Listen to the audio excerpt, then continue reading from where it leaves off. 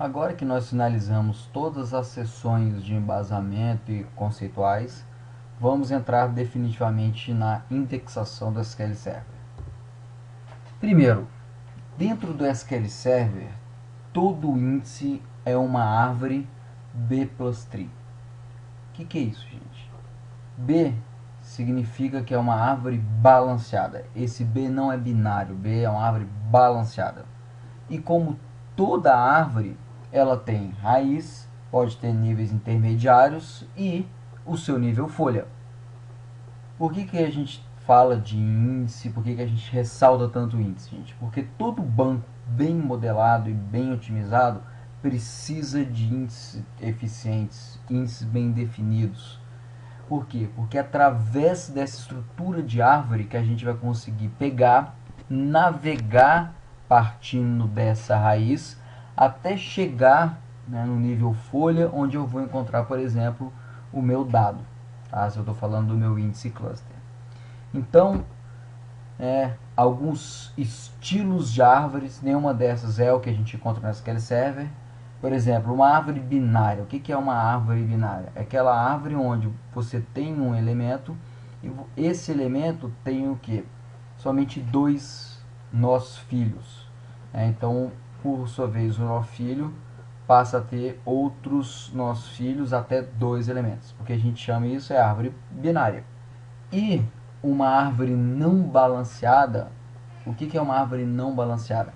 É aquela onde, se você pegar e começar a explorar alguns ramos, como por exemplo esse ramo aqui, ou se você pegar um outro ramo, esse aqui, a profundidade do ramo, né, a altura do ramo difere entre diferentes ramos. Nesse caso eu tenho um ramo de 2 níveis e um ramo com 4 níveis. Isso aqui é o que a gente chama de uma árvore não balanceada. Por que isso é problemático para o SQL Server? Se o SQL Server trabalhasse dessa forma, imagine um otimizador de consulta na hora que ele vai estimar o número de páginas que ele pretende acessar e ele não sabe quantos níveis tem o índice dele, ou o ramo que ele vai acessar. Ele pode estimar que ele está acessando um ramo de, sei lá, 3 níveis e na verdade é um ramo de 6 níveis. Então ficaria muito difícil para o otimizador, por exemplo, tomar decisões acertadas se a árvore não fosse balanceada. Tá? Então são alguns exemplos de árvores que existem, né? Só que não são o que é implementado no SQL Server. No SQL Server a gente tem uma árvore balanceada. E aí a gente chega na famosa B plus tree. Tá? Então B-tree, gente, são essas estruturas de árvores balanceadas, tem uma série de variações que o SQL Server trabalha, que é B plus tree. E se a gente olhar, eu tenho raiz, nível intermediário ou níveis intermediário e o meu nível folha. Nesse caso, essa minha árvore ela tem 3 níveis. Só que toda vez que a gente olha para a árvore, ela é invertida, né, na hora que a gente está trabalhando com ela. Por que ela é invertida? Porque a raiz normalmente fica para baixo. Na nossa árvore, a raiz, a gente sempre representa ela em cima. Então a gente brinca que é uma árvore invertida. Então nesse caso eu tenho uma árvore balanceada, porque todo ramo tem 3 níveis. E importante dentro dessa árvore, de cada nó que vocês estão vendo aqui é uma página. É uma página de 8K dentro do SQL Server. Então, dentro dessa página, eu vou ter o que, gente? Eu vou ter entradas com as chaves do meu índice. Então, se eu vou criar um índice em cima do campo código ou em cima de um campo nome, toda essa estrutura de árvore vai ser montada em cima dessa chave. E aí, de acordo com o tamanho da chave, você vai colocar mais ou menos registros dentro de cada página. Então, isso, o tamanho da chave, por exemplo, influencia diretamente no tamanho dessa estrutura que você precisa ter para manter os seus dados. Outra coisa, como ela é balanceada, eu tenho sempre o mesmo número de níveis em qualquer ramo dessa árvore e não existe garantia do número de filhos, de cada nó. O que é isso? Eu posso ter um nó, gente, onde, por exemplo, esse meu nó ele leva para 3 páginas filhas, enquanto eu tenho um nó que leva para 2 páginas filhas e o outro nó leva somente para uma página filha. Manter o mesmo número de filhos não é objetivo da B+Tree. O objetivo dela é manter uma árvore balanceada, e isso é o que importa para o SQL Server. Uma outra característica das árvores, das B-trees, é que, gente, como ela é uma árvore, se você parar para pensar que cada elemento desse, cada página que eu tenho aqui, cada nó, vamos supor que ele possa armazenar 100 registros, de acordo com o tamanho da minha chave. Então, se cada nível, se cada página pode armazenar 100 registros, significa que ela pode apontar para o que, gente? Para 100 páginas filhas. Então, se você pegar, nesse caso, onde cada página pode apontar até para 100 filhos, na hora que você pega uma árvore de 3 níveis, gente, você tem o que? Você tem um número muito grande de registros que ela pode estar mapeando. Porque eu estou falando 100 vezes 100 vezes 100. Então, é um número, é uma estrutura muito eficiente. A sua árvore, ela tende a ser uma árvore de uma altura mais baixa, mas muito ampla, Por quê? Porque ela abre demais. E isso faz com que, mesmo que você tenha tabelas com muitos registros, gente, milhões ou bilhões de registros, em geral você vai ver árvores de poucos níveis. 4, 5, 6, 7 níveis quando você tiver uma árvore bem grande, tá? E outra característica, que é o B+Tree, é que em todos os níveis as páginas do mesmo nível são o que, gente? Duplamente encadeadas. Então, se eu tiver acessando essa página aqui, eu vou ter uma informação que vai falar o que? A próxima página é essa. Outra informação nessa página que fala que a próxima página é essa. E assim sucessivamente. Isso segue tanto numa direção como segue na direção oposta. Então a gente tem em todos os níveis, tá? A gente tem um encadeamento, vamos dizer, de nós irmãos aqui, Você pode navegar sempre para o seu irmão à direita ou para o irmão à esquerda. Gente, essa aqui é a carinha de uma B+Tree. Então é uma árvore balanceada. E aí a gente entra nos tipos de índices. Quando eu falo tipo de índice, isso pode causar um pouquinho de confusão, Por quê?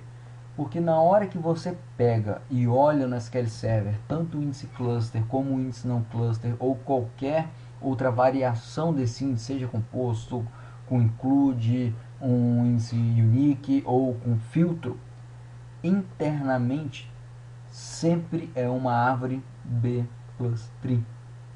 Então, se eu estou falando de tipos diferentes, na verdade a implementação é em cima de uma B+Tree. O que varia são as características dessa árvore.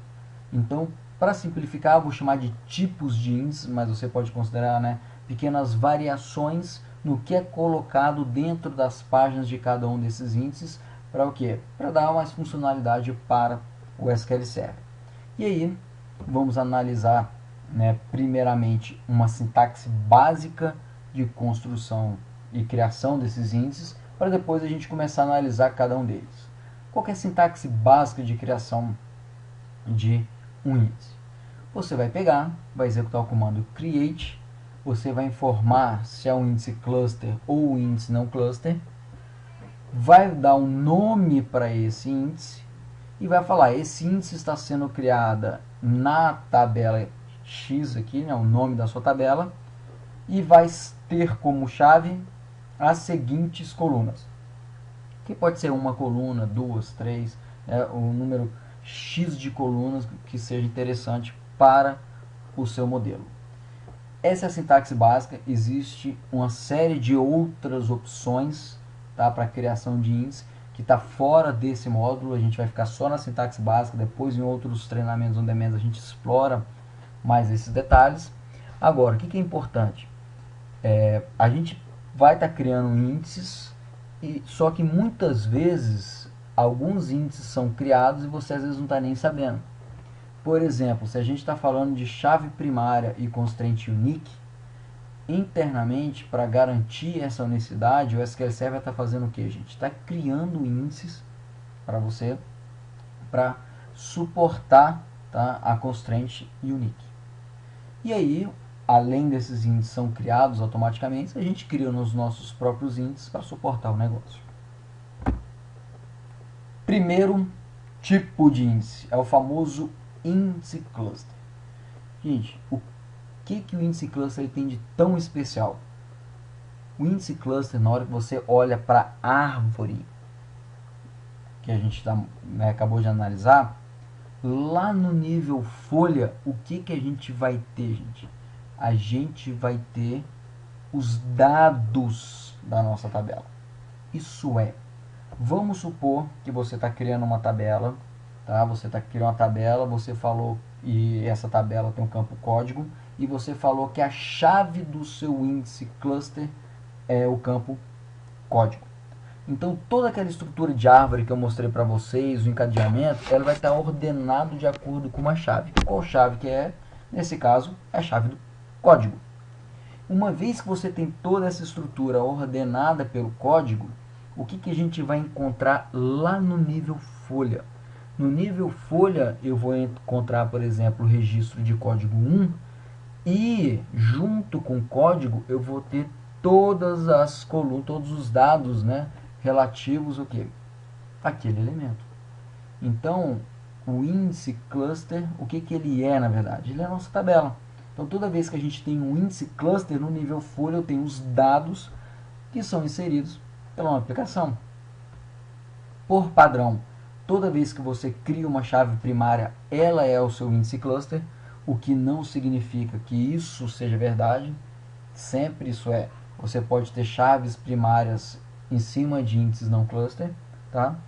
E como eu tenho os dados no nível folha, a gente somente pode ter um índice cluster por tabela. Por quê? Porque se eu pudesse criar dois índices clusters, gente, eu teria o quê? Eu teria o dado duplicado. Então eu não vou duplicar os dados da minha tabela. Então eu só posso ter um índice cluster, e esse índice cluster ele recebe o identificador 1. Então o index ID 1 sempre é o nosso índice cluster. Então o que eu tenho? Imagina que eu tenho algumas páginas do meu índice cluster. Essas são páginas que estão lá no nível folha, tá? E da mesma forma que a RIP ela tinha os registros completos né, dentro das suas páginas, o nível folha do índice cluster também possui o registro completo. Agora, com uma diferença. Qual que é a diferença? Os dados são ordenados de acordo com a minha chave. Então, nesse caso aqui, se eu pegar, por exemplo, a primeira página, eu tenho os dados ordenados por código. Na segunda página, eu continuo com os dados ordenados por código. O que a estrutura me garante? Ela me garante que eu nunca vou ver aqui na segunda página, por exemplo, um registro de código 8. Por quê? Porque na primeira página eu tenho até o registro 10. Então, essa ordenação me garante que eu não vou ver um registro fora da ordem. E como eu mencionei, no cabeçalho, né, das páginas, existe o que? O encadeamento entre elas. Então, se eu for no cabeçalho da primeira página, eu vou ter um ponteiro apontando para a página 112, falando o seguinte, olha, essa é a próxima página. Na 112, eu vou ter o que? Já que é uma lista duplamente cadeada, eu vou ter um ponteiro para a página anterior, que é a página 110, e eu vou ter um ponteiro para a próxima página, que é a página 113, certo?